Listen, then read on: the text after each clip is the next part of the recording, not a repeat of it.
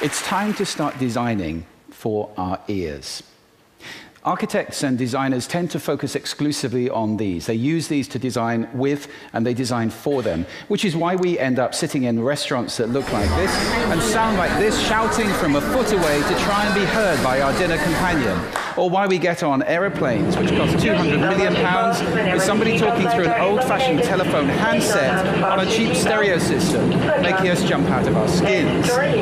We're designing environments that make us crazy. And it's not just our quality of life which suffers. It's our health, our social behavior, and our productivity as well. How does this work? Well, two ways. First of all, ambience. I have a whole TED talk about this. Sound affects us physiologically, psychologically, cognitively, and behaviorally all the time. The sound around us is affecting us, even though we're not conscious of it. There's a second way, though, as well. That's interference. Communication requires sending and receiving. And I have another whole TED talk about the importance of conscious listening. But I can send as well as I like, and you can be brilliant conscious listeners. If the space I'm sending in is not effective, that communication can't happen. Spaces tend to include noise and acoustics. A room like this has acoustics. This one, very good acoustics. Many rooms are not so good. Let me give you some examples from a couple of areas which I think we all care about: health and education. When I was visiting my terminally ill father in hospital, I was asking myself, how does anybody get well in a place that sounds like this? Hospital sound is getting worse all the time. Noise levels in hospitals have doubled in the last few years. And it affects not just the patients, but also the people working there. I think we would like for dispensing errors to be zero, wouldn't we? And yet, as noise levels go up, so do the errors in dispensing made by the staff in hospitals. Most of all, though, it affects the patient. And that could be you, it could be me. Sleep is absolutely crucial for recovery. It's when we regenerate, when we rebuild our cells. And with threatening noise like this going on, your body, even if you are able to sleep, your body is telling you, I'm under threat. This is dangerous. And the quality of sleep is degraded, and so is our recovery. There are just huge benefits to come from designing for the ears in our healthcare. This is an area I intend to take on this year. Education. When I see a classroom that looks like this, can you imagine how this sounds? I'm forced to ask myself a question.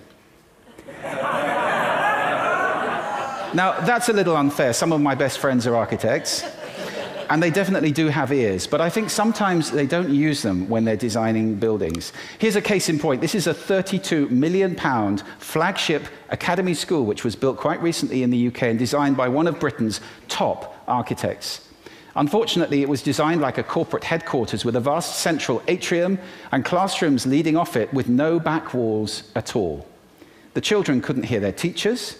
They had to go back in and spend £600,000 putting the walls in.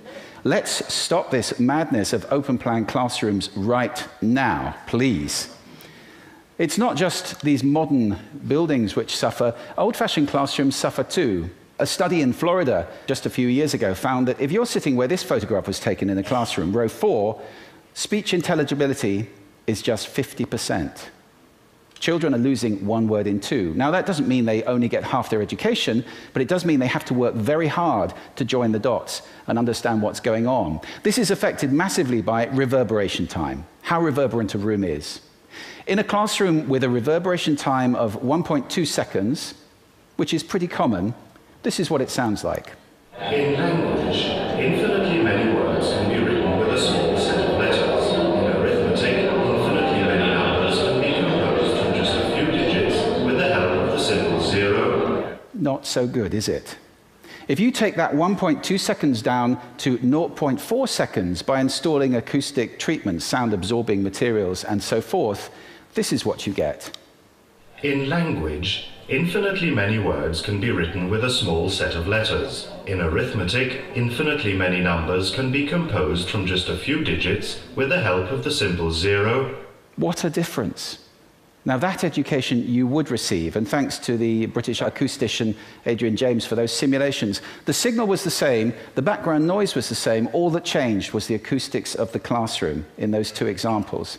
If education can be likened to watering a garden, which I think that's a fair metaphor, sadly, much of the water is evaporating before it reaches the flowers, especially for some groups. For example, those with hearing impairment. Now, that's not just deaf children. That could be any child who's got a cold, glue ear, an ear infection, even hay fever. On a given day, 1 in 8 children fall into that group on any given day. Then you have children for whom English is a second language, or whatever they're being taught in is a second language. In the UK, that's more than 10% of the school population. And finally, after Susan Cain's wonderful TED Talk in February, we know that introverts find it very difficult to relate when they're in a noisy environment doing group work. Add those up, that is a lot of children who are not receiving their education properly. It's not just the children who are affected, though. This study in Germany found the average noise level in classrooms is 65 decibels. I have to really raise my voice to talk over 65 decibels of sound. And teachers are not just raising their voices. This chart maps the teacher's heart rate against the noise level. Noise goes up, heart rate goes up. That is not good for you. In fact, 65 decibels is the very level at which this big survey of all the evidence on noise and health found that that is the threshold for the danger of myocardial infarction. To you and me, that's a heart attack. It may not be pushing the boat out too far to suggest that many teachers are losing significant life expectancy by teaching in environments like that day after day. What does it cost to treat a classroom down to that 0.4-second reverberation time? £2,500. And the Essex study, which has just been done in the UK, which incidentally showed that when you do this, you do not just make a room that's suitable for hearing-impaired children, you make a room where behavior improves and results improve significantly. This found that sending a child out of area to a school that does have such a room, if you don't have one, costs £90,000 a year. I think the economics are pretty clear on this. I'm glad that debate is happening on this. I just moderated a major conference in London a few weeks ago called Sound Education, which brought together top acousticians, government people, teachers, and so forth. We're at last starting to debate this issue, and the benefits that are available for designing for the ears in education, unbelievable. Out of that conference, incidentally, also came a free app which is designed to help children study if they're having to work at home, for example, in a noisy kitchen. And that's free out of that conference. Let's broaden the perspective a little bit and look at cities. We have urban planners. Where are the urban sound planners? I don't know of one in the world. And the opportunity is there to transform our experience in our cities. The World Health Organization estimates that 1/4 of Europe's population is having its sleep degraded by noise in cities. We can do better than that. And in our offices, we spend a lot of time at work. Where are the office sound planners? People who say, don't sit that team next to this team because they like noise and they need quiet. Or who say, don't spend all your budget on a huge screen in a conference room and then place one tiny microphone in the middle of a table for 30 people. If you can hear me, you can understand me without seeing me. If you can see me without hearing me, that does not work.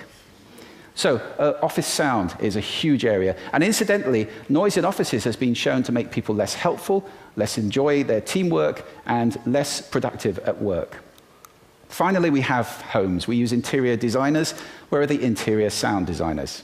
Hey, let's all be interior sound designers. Take on listening to our rooms and designing sound that's effective and appropriate. My friend Richard Mazouk, an architect in London, coined the phrase invisible architecture. I love that phrase. It's about designing not appearance, but experience, so that we have spaces that sound as good as they look, that are fit for purpose, that improve our quality of life, our health and well-being, our social behavior, and our productivity. It's time to start designing for the ears. Thank you. Thank you.